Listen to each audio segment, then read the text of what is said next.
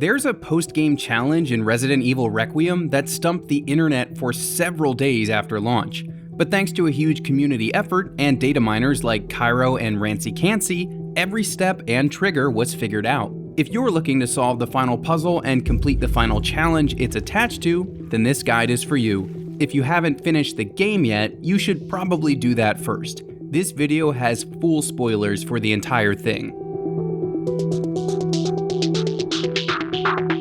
I'm not kidding when I say spoilers for the entire game. Before the final challenge even appears, you need to roll credits. You'll need to be on your minimum second playthrough, realistically your third, to get this done. The first time you finish Requiem, the final challenge will appear on the challenges list in the pause menu. It's the last one, and in English it reads, "Let the sweet pair hear the voice." But who exactly are the sweet pair, and what voice do they need to hear? We're gonna answer all of those questions right here.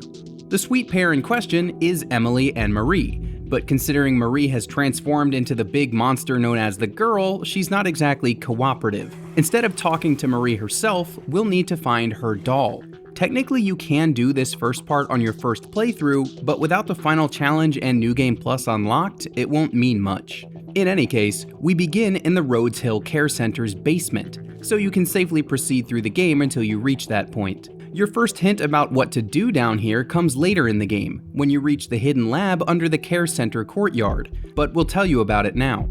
A file labeled Subject 170 Record can be picked up from a rolling table just before leaving the first big test chamber. It mentions blood being collected from 115 test subjects.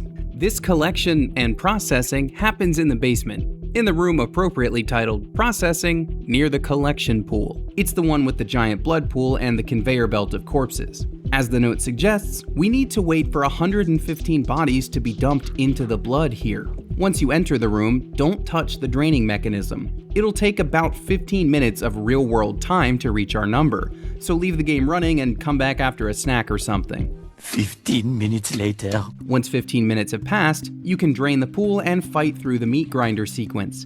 Here's the thing, you shouldn't kill any of these zombies yourself during this scene. Shove them, kneecap them, shoot them a few times, sure, but make sure you don't do any finishing blows.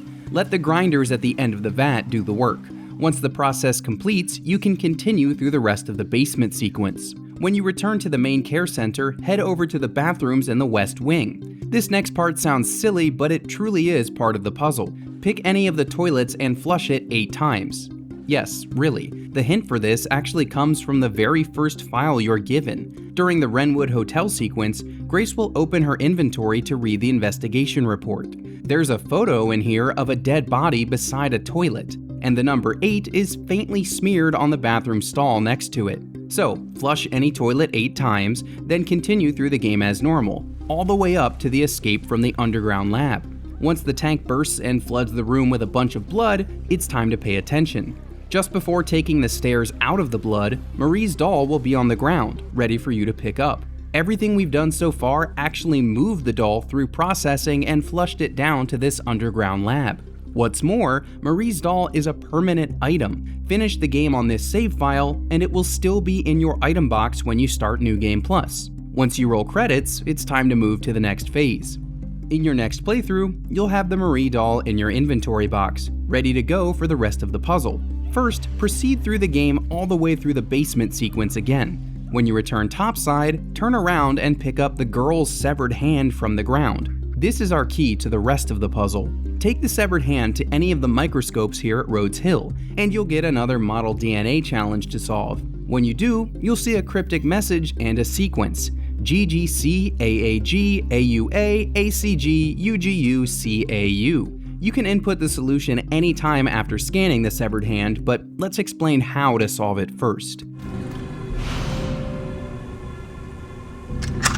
The first symbol is easy to figure out. It's actually written right on the microscope in the blood lab.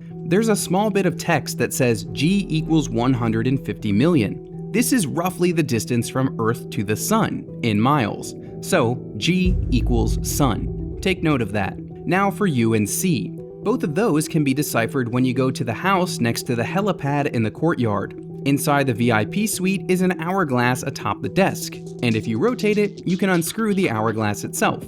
placing it into your inventory. Examining and tilting it will move the sand to the other side, and if you let it run for a bit, you'll find a hidden message under the sand. U equals 380,000. This is the distance from Earth to the Moon, in kilometers. U equals moon. We're halfway there.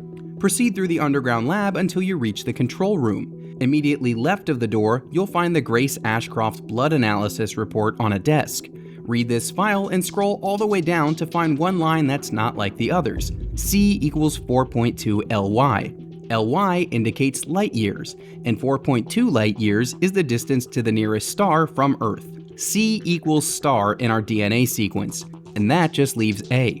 It turns out you don't actually need that part, but you won't know that without playing Leon's section at RPD. After confronting Mr. X, aka the Super Tyrant, you'll be able to explore the basketball court behind Kendo's gun shop. When you do, you'll see the head from the Toy Uncle bobblehead on the ground. Kick it through the fallen basketball hoop to trigger a sound cue, then head back into Kendo's shop. The rest of the Toy Uncle bobblehead is inside here, and now that you've kicked the head through the hoop, you'll be able to interact with it. You'll receive a message that says, just ignore A, and that's what we're gonna do. We only need G, U, and C from the severed hand DNA sequence. Now it's time to put it all together. Whether you do this on another playthrough, or you do it right after scanning the severed hand is up to you. The important thing is having Marie's doll and Grace's inventory and carrying Emily with you. So, before heading outside to the Rhodes Hill courtyard, grab Emily and go to the lead researcher's office on the second floor of the East Wing. This is where you got the sun quartz from the safe earlier in the game. Once you scan the severed hand, you'll be able to interact with the safe again and enter a new code. Thanks to the DNA sequence, we know what that is. Ignoring the letter A and converting everything else to symbols, we get the following code. Sun, sun, star, sun, moon, star, sun, moon, sun, moon, star, moon. Punch this in to hear a creepy child's laugh.